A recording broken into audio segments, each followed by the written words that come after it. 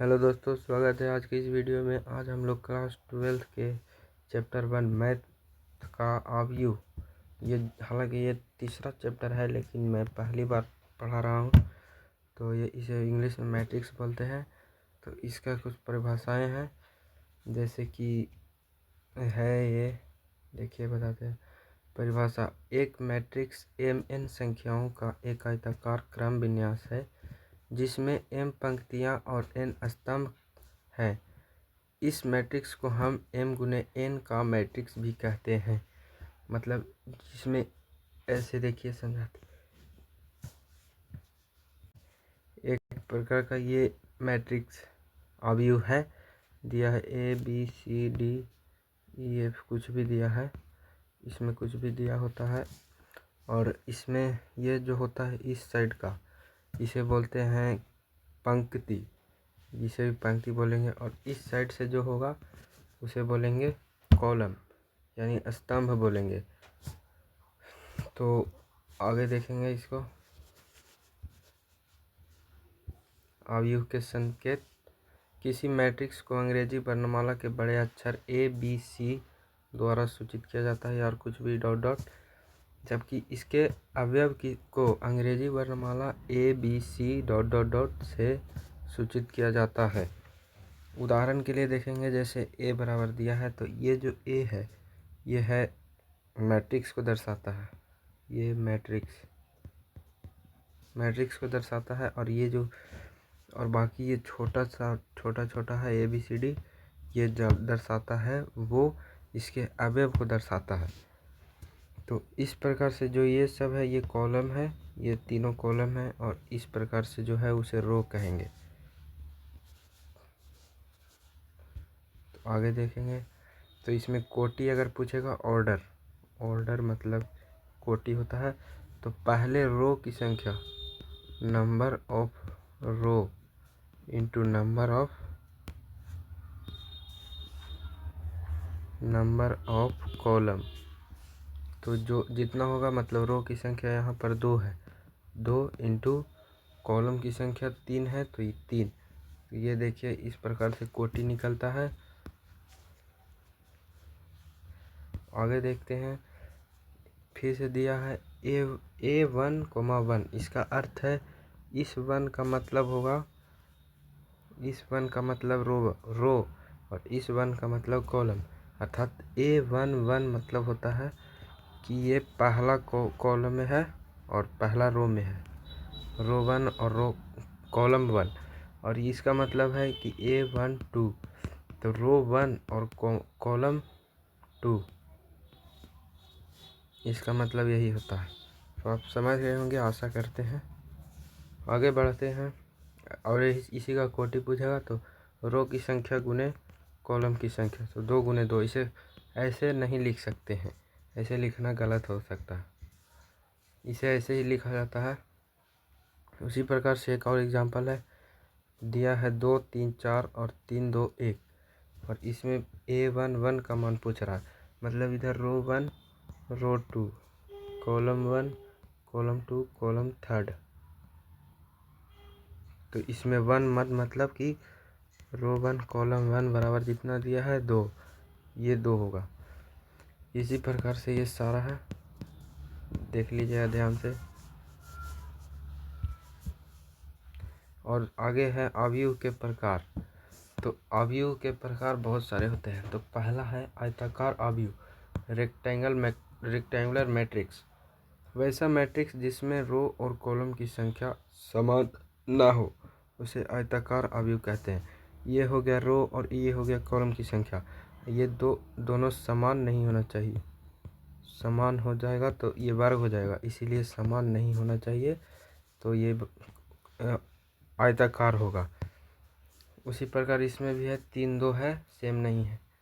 Next है वर्ग अवयव, स्क्वायर मैट्रिक्स, वैसा मैट्रिक्स जिसमें रो और कॉलम की संख्या समान हो उसे वर्ग अवयव कहते हैं। मतलब कि इसमें रो और कॉलम की संख्या दोनों समान हो। जैसे दिया है 2 और 2, तो ये रो की संख्या है और ये कॉलम की संख्या है, तो ये दोनों की संख्या बराबर है। अगला है 3rd नंबर पंक्ति अवयव, वैसा मैट्रिक्स जिसमें पंक्तियों की संख्या सिर्फ और सिर्फ एक हो उसे पंक्ति अवयव कहते हैं। मतलब कि ये इस प्रकार से जो होता है, मतलब देखिए ABC इस प्रकार से जो होता है इसे कहते हैं रो, अर्थात पंक्ति इसी को बोलते हैं। और जो इस प्रकार से होता है AB इसे बोलते हैं कॉलम। कॉलम मतलब होता है स्तंभ। तो यहाँ बोला जा रहा है रो वैसा मैट्रिक्स जिसमें पंक्तियों की संख्या केवल एक हो उसे पंक्ति अवयव कहते हैं।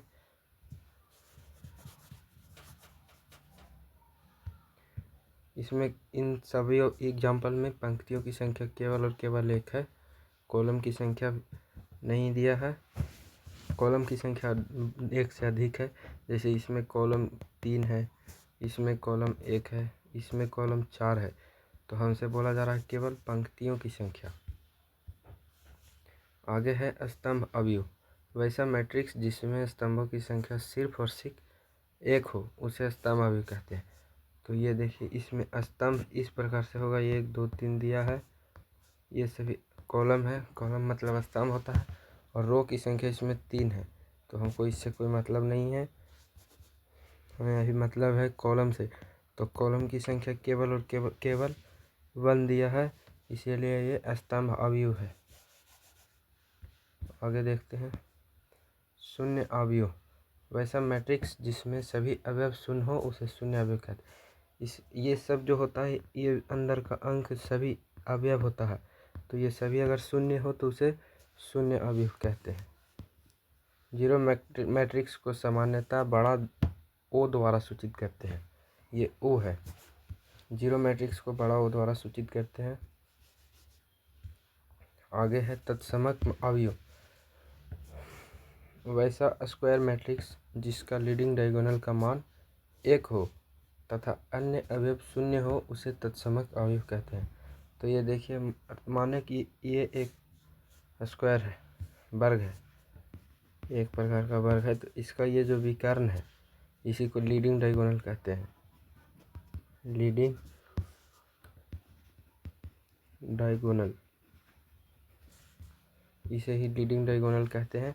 तो इस प्रकार से जो दिया है इसका मान सिर्फ और सिर्फ एक होना चाहिए, एक होना चाहिए, और बाकी अन्य की संख्या, अन्य अवयव शून्य होना चाहिए, तब ये होगा तत्समक अवयव।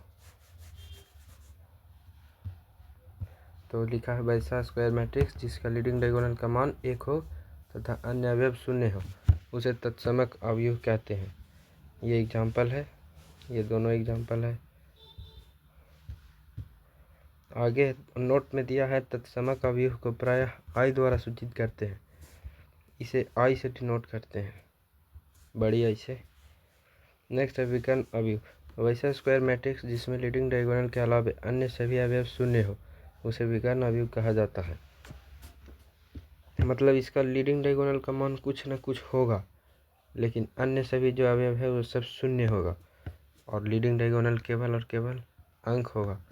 जैसे यहाँ ये भी हो सकता है कि विकर्ण अवयव को तत्समक अवयव कह सकते हैं, लेकिन तत्समक अवयव को विकर्ण अवयव नहीं कह सकते हैं, क्योंकि ये एक जो है वो उसमें भी आ जाएगा।